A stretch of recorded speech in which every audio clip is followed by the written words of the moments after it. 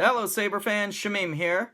Got a video review showing off a custom sound install I just finished up for a customer on this saber.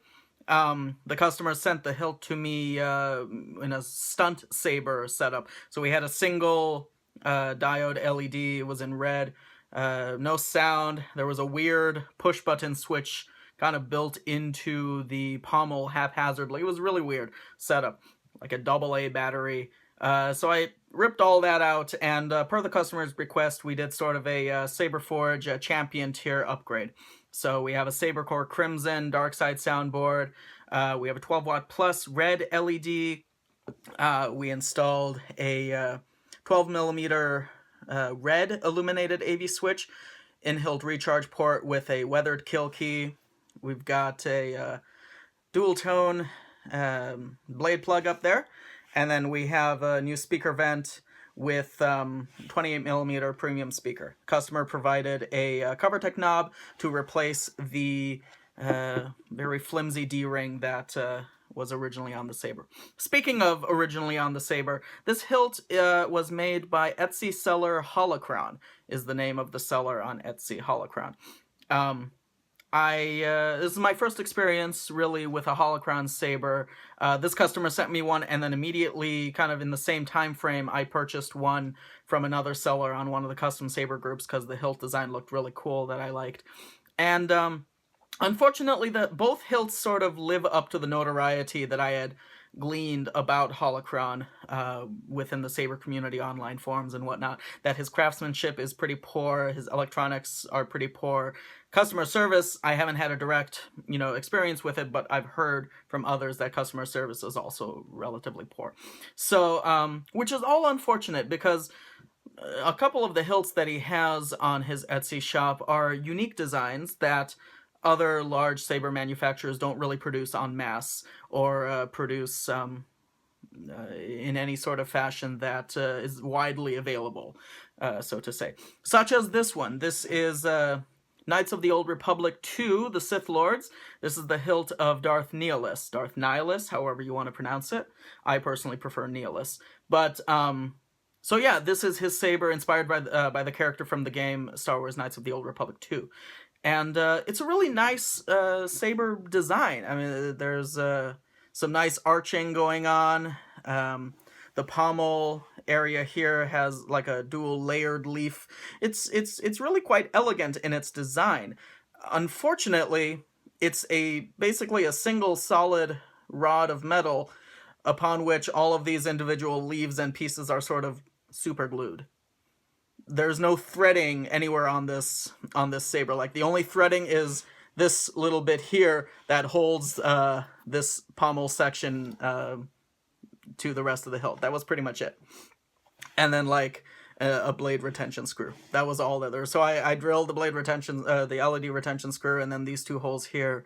And there wasn't much else I could do in terms of like threading the hilt sections or making it more durable. But it's unfortunate because this hilt will never be a dueling saber or anything more than like a cosplay piece or maybe some like light dueling or display saber. But the hilt itself, I mean, I don't see anything wrong with the quality of the metal or whatnot. It's just the fact that it's all sort of glued together.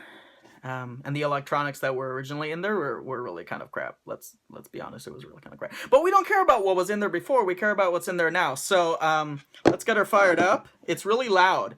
Whatever might be said about the rest of the electronics and whatnot, and the hilt itself, when I shoved all the electronics in there and built the chassis together and got the speaker right up against the pommel, like the resonance chamber in this saber is phenomenally loud.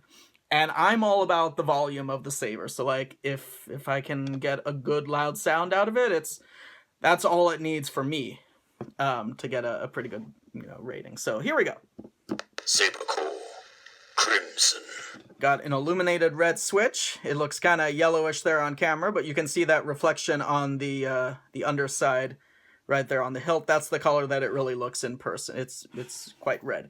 So here we go. Got a SaberCore Crimson soundboard with 12-watt plus red LED. This is not deep red, this is just regular red.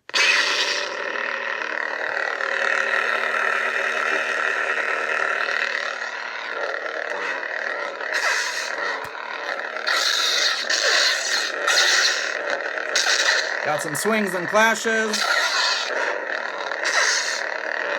The Crimson soundboard has blade lockup or force lightning deflection as the auxiliary sound effect.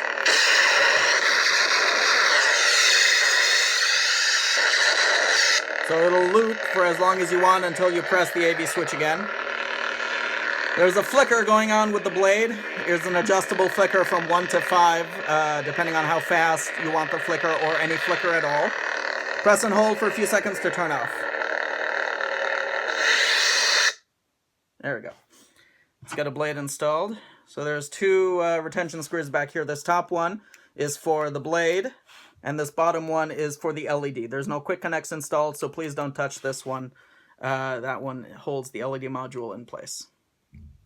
I should say also that everything is locked tightly together.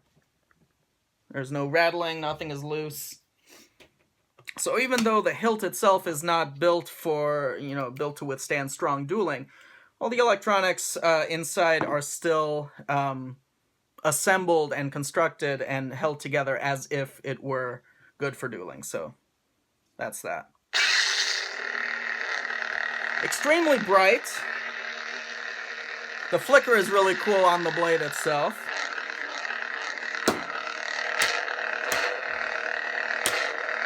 I haven't adjusted the sensitivity of the clash.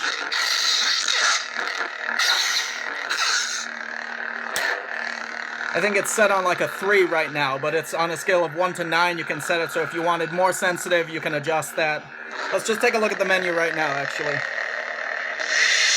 It's been a while since I used one of these champion tier soundboards, so let's review the menu options. Press and hold to enter the menu. Main menu. Select optical frequency 1. So it's a voice menu. It guides you through the menu process. This is 1 on the blade flicker. 2. 2 is a slow flicker. 3. 3 is what we had before. 4. A little bit faster. You can barely see it. 5. 5 is flickering very, very, very intensely. You can just barely see it on the camera. Let's select 5. Select sound intensity low. Low. High. High. Muted. And muted. Who would want low or muted? Low. High. Loud! Alright, here we go. Select impact sensitivity 1. Impact sensitivity. There we go. 2. Let's raise that up a bit. 3. 4. 5. 6. Let's try 6. Select motion sensitivity 1. And this is for the swings. 2. 3. 4. I like 4 for swings. That's just my personal taste. All settings saved. There you go. There you go.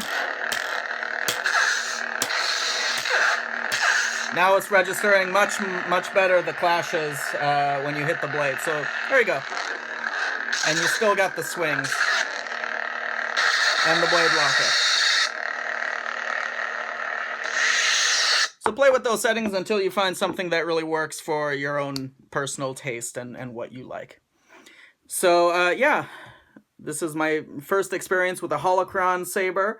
It's good if you want a display saber. They're relatively inexpensive. The hilts are like 100, 120, and they come with the electronics inside, which is unfortunate because I really just ended up throwing those electronics away. So I don't know. I've heard his customer service isn't the best, so maybe you can try getting the hilt just empty by itself if you want to put your own electronics in it, or if you just want to have an empty shelf queen. He has a couple interesting designs. This one is probably my favorite, the Darth Nihilus hilt. I'm a huge Knights of the Old Republic fan, so I may end up picking one of these up for myself at some point down the road. But for now, this is for the customer. I hope you're very happy with it. It was a fun install to do. And thank you all for watching. May the Force be with you.